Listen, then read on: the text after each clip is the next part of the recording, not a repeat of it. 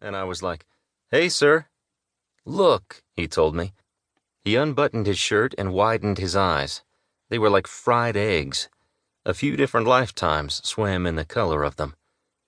"What's that?" He had a bandage on his chest that he pulled back, and it sort of flapped open like a hanging white tongue to reveal a stapled-shut stretch of Sir's newly shaved chest. "Open-heart surgery," he said. "What the hell?" "Touch it," he told me.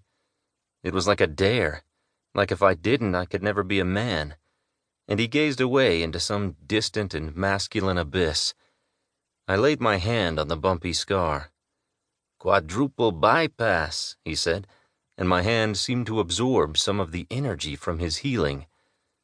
"Do you have any beer?" He licked his lips and buttoned his shirt back. "The wife won't let me buy any ever since the operation." My hand was still sort of tingling as I processed the request.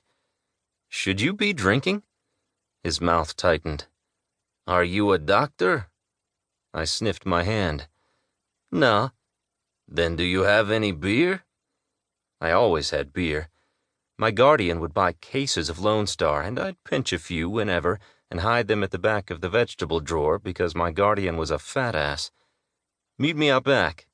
I lived backed up to an alley, and we stood out there on the asphalt in the heat of September, sipping beers, and he told me his tales as we both sweated in the sun.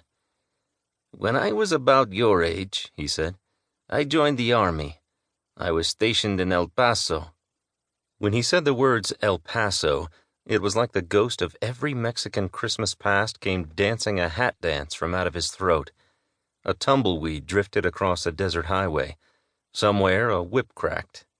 "There was a movie theater there," Sir said. "Me and all the boys would go." He took a long swig of his beer. Swallowed. Looked down the alley. "We were Mexican. Had to sit in the balcony. Can you imagine? Had to sit up there in our U.S. Army uniforms just because our skin was brown." There was terrific silence in the heat of the alley. You could smell the asphalt roads turning back into tar. "That's terrible, sir. I'm sorry." "You think we'll ever have a Mexican president?" he asked. "In my lifetime?" "Dunno. I hope so. Maybe. Women ones, too." This was back when Obama was still president, before we knew Trump would be next. He said. "Just makes me mad we had a monkey before a Mexican." He drained his beer in one final and dramatic chug, and he chucked the empty can at the asphalt, and it tipped and tapped down the way a bit until it came to a rest, glinting in the September sun. "Thanks for the drink," he told me. He pounded his chest with a fist. "I gotta mow some lawns." He walked off, and I drank the rest of my beer and kicked at the weeds that grew through the cracked-open asphalt and thought to myself, did Sir really call Obama a monkey? And in the context of that story? Like, in that theater in El Paso, where would Sir have had Obama sit? Here is something that should shock you. In Indiana, there are Confederate flags everywhere. I mean, that's an exaggeration, but there are more than in Texas, and that is not an exaggeration. These corn growers fly the bars and stars all over. 2 blocks away, this old dude's got a truck that has "Heritage, Not Hatred" painted on his tailgate above a rendition of Old Dixie. And that shit just eats me up. Whose heritage, struggler?